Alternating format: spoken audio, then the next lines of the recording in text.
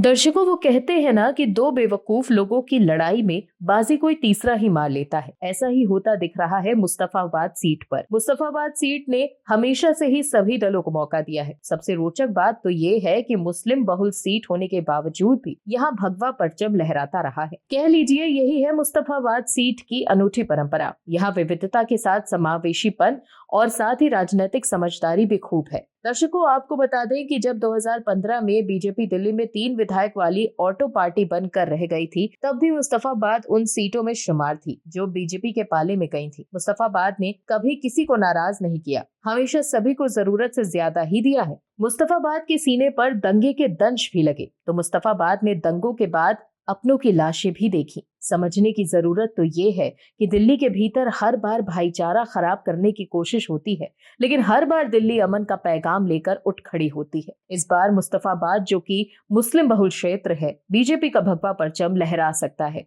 क्योंकि यहाँ के लोगों को पता है कि बाकी दल सिर्फ उनका वोट चाहते हैं, लेकिन बीजेपी उनकी रक्षा भी करेगी। आखिर कैसे मुस्लिम बहुल सीट का समीकरण बदल रहा है आम आदमी पार्टी और कांग्रेस और AIMIM के लिए ये खराब हो सकता है, चलिए बताते हैं आपको इस रिपोर्ट में। पूर्वोत्तर दिल्ली में घनी आबादी वाला मुस्तफाबाद एक दंगा प्रभावित विधानसभा क्षेत्र है। ये इलाका 2025 के विधानसभा चुनावों की सबसे अनोखी चुनावी लड़ाइयों में से एक का गवाह बनने जा रहा है। राजधानी के ज्यादातर हिस्सों में आम आदमी पार्टी और भारतीय जनता पार्टी के बीच सीधी दो तरफा लड़ाई है, लेकिन मुस्तफाबाद इन सब में अलग खड़ा है। ये एक ऐसा चुनावी क्षेत्र है जिसमें एक अनुभवी उम्मीदवार, एक नया उम्मीदवार, एक राजनीतिक वंशज और एक विवादों से घिरा विचाराधीन कैदी चुनावी ताल ठोक रहे हैं। मुस्तफाबाद में बीजेपी के पास के करावल नगर से मौजूदा विधायक मोहन सिंह बिष्ट को मैदान में उतारा गया है।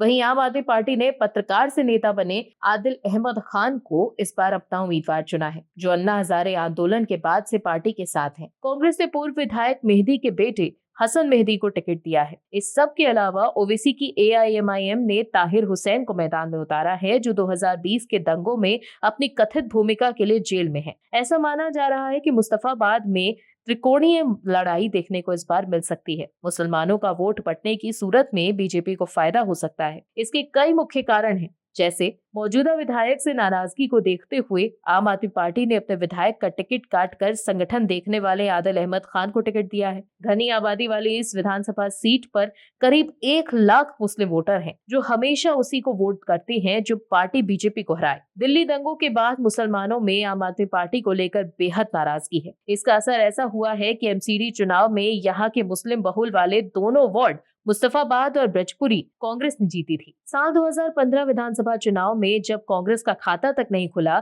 तब भी उस समय कांग्रेस 5000 के छोटे अंतर से हारी थी। हालांकि कांग्रेस की पकड़ अभी भी यहाँ मजबूत है, लेकिन 2020 में पूरा वोट आम आदमी पार्टी को शिफ्ट होने के कारण पहली बार आम आदमी पार्टी यहाँ जीती थी। बीजेपी यहाँ हिंदू बहुल तीनों वार्ड बड़े मार्जिन से जीती थी।